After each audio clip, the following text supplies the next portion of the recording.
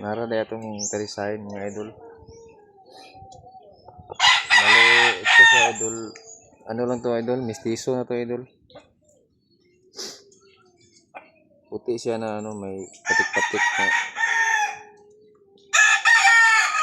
itim. Buntot niya, wala pa yung mga lawi. Ang bilis na. Medyo maamo na nga ako kasi ano, medyo may kalakihan na kasi mestizo. Kaya nangyari yun, yung pangati ko nangayaw. Buti na lang, nahuli na. Nahuli na siya. Kasi nagdayo kami kasi kapon. Sa ibang lugar to nahuli, hindi dito sa aming lugar.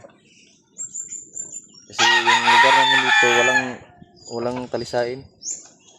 Bulik lang, mayroong bulik dito sa amin lugar. Pero yung mga ganito walang talisain dito sa lugar namin. Doon kasi sa lugar na dinayuhan namin kapon, ano, marami na dong mga mistisong labuyo. Kasi maraming nag-ano doon nagawa ng mga kubo ba, mga magsasaka. Tapos iniwan na nila yung kubo kasi hindi na sila nagpatuloy sa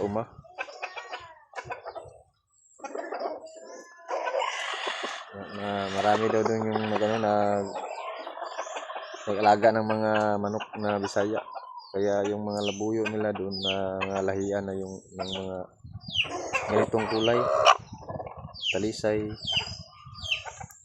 Meron nga daw doon ano, hiraw na kulay. Babalikan ko yun doon. Magpaturo lang tayo kung saan yung banda may hiraw. Kasi ito itinuro lang din to sa taga doon. Kaya napuntahan namin to. Kasi nagpaturo kami sa taga doon, sa lugar na yun. Ito. Matagal din to nahuli kasi nagpalipat-lipat siya ng area. Buti na lang matilaok siya. Paglagay natin, bigla na lang napunta na sa malayo. Baklas na naman tayo. Buti na lang natilaok siya. Matitris lang din ba kasi palagi siyang natitilaok. Ang tilaok nito ay ano, malaki.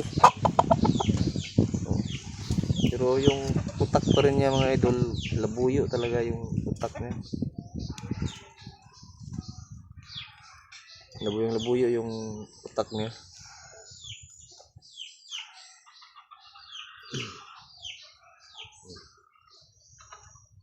Pero yung pakpak niya, maiksi lang yung pakpak.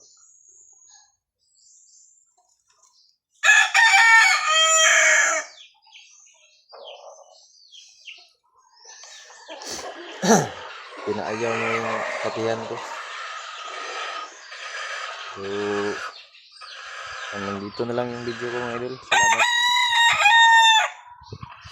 Hindi ako nakapunta ngayon kasi bigla na namang sumama yung panahon. Pupunta sana ako kanina. Kaso bigla ang umulan. So, dito na lang. Salamat.